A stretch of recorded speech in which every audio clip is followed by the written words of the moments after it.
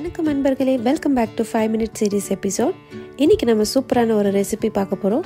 வாங்க சிக்கன் சால்னா எப்படி செய்கிறதுன்னு பார்க்கலாம்.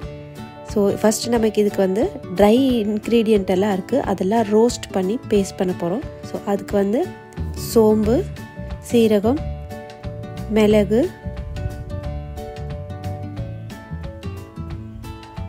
காஞ்ச மிளகா, கடல் பாசி, பட்டை, கசகசா, கிராம்பு, ஏலக்காய், முந்திரி பருப்பு, இதெல்லாம் நம்ம வறுத்து எடுத்துக்க போகிறோம். ஸோ பார்த்திங்கன்னா கொஞ்சமாக கடாயில் எண்ணெய் விட்டு நம்ம சொன்ன எல்லா ட்ரை இன்க்ரீடியண்ட்டும் ஒன்று ஒன்றா போட்டு நல்லா வறுத்துருங்க. ஸோ வறுக்கும்போது நல்லா உங்களுக்கு அந்த வாசனை வரணும். இந்த சால்னா பார்த்திங்கன்னா உங்களுக்கு ஒரு 6லேருந்து 7 பேருக்கு வர மாதிரி இது 1 கிலோ போட்டு சிக்கன் போட்டு செய்கிறோம். பாருங்கள், இது நல்லா வறுபடணும். இதுக்கப்புறமா இது கூட நம்ம தேங்காய் சேர்க்க போகிறோம். ஒரு 3/4 கப்பு தேங்காய். இது எல்லாமே நல்லா உங்களுக்கு நல்லா அந்த வாசனை வர அளவுக்கு நல்லா வறுத்து எடுத்துருங்க. தேங்காய் திருவி போட்டிங்கன்னா இன்னும் கொஞ்சம் உங்களுக்கு நல்லா ஃப்ளேவர்ஃபுல்லாக இருக்கும். இப்போ நம்ம இதை தட்டில் வச்சு ஆற வச்சிடலாம். இதுக்கப்புறம் நல்ல ஒரு மையாக பேஸ்ட்டு பண்ணிக்கலாம். இதுக்கப்புறம் நம்ம சால்னா எப்படி பண்ணுறதுன்னு பார்க்கலாம் வாங்க. ஒரு அகலமான பாத்திரம் எடுத்துக்கோங்க. அப்புறம் நம்ம பட்டை, கிராம்பு இதுவும் எடுத்துக்கலாம். வெங்காயம் ஒரு 4, தக்காளி, பச்சை மிளகாய் நல்லா இது மாதிரி பொடியாக நறுக்கி வச்சுக்கோங்க, ஸ்லைஸ் பண்ண மாதிரி. அப்புறம் ஜிஞ்சர் கார்லிக் பேஸ்ட். அப்புறம் இன்றைக்கி நம்ம 1 கிலோ சிக்கன் எடுத்துருக்கோம். நான் 3 டேபிள் ஸ்பூன் கடலை எண்ணெய் யூஸ் பண்ணுறேன். அப்புறம் நம்ம கிராம்பு, பட்டை இது போட்டு இது பண்ணிக்கலாம். அப்புறம் வெங்காயம் நல்லா வதக்குங்க. கண்ணாடி பதம் வந்ததுக்கப்புறமா நீங்கள் பச்சை மிளகாய் சேர்த்து நல்லா வதக்க ஆரம்பிச்சிருங்க.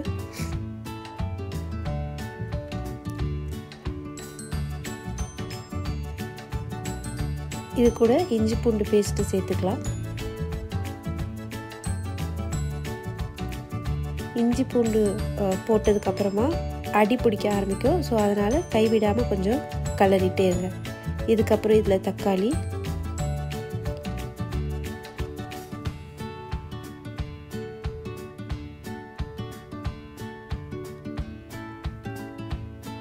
Kashmiri red chilli powder use பண்ணுறோம். உங்களுக்கு அப்போ தான் அந்த நல்ல கலர் வரும். அப்புறம் தனியாத்தூள்,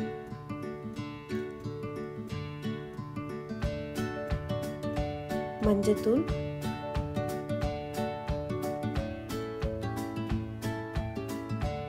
இதெல்லாம் நல்லா போட்டு கலந்துடுங்க. ஒரு 2 நிமிஷம் நல்லா வதக்கிக்கோங்க.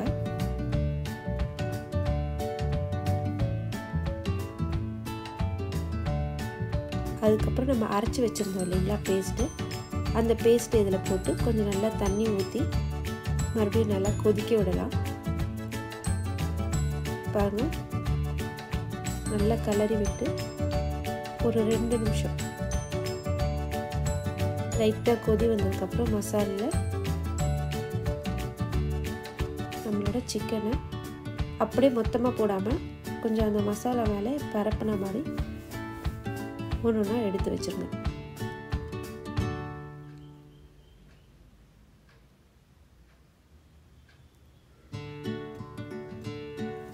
நல்லா மசாலில் சிக்கனை நல்லா பிரட்டிடுங்க.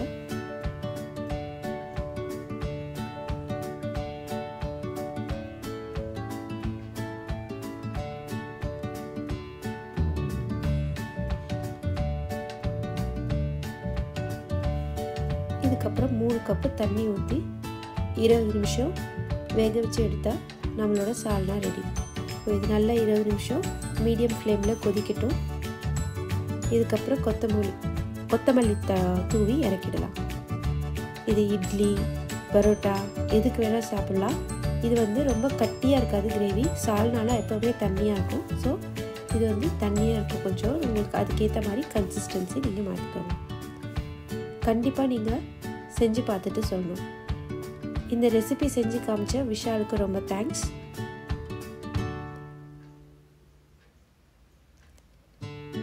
இது வந்து பரோட்டாவோடையும் செம சூப்பர் காம்பினேஷனுங்க.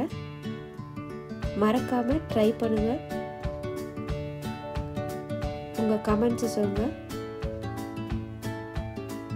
தேங்க்ஸ் ஃபார் வாட்சிங். இன்னொரு இன்ட்ரெஸ்டிங்கான வீடியோவில் சந்திக்கலாம்.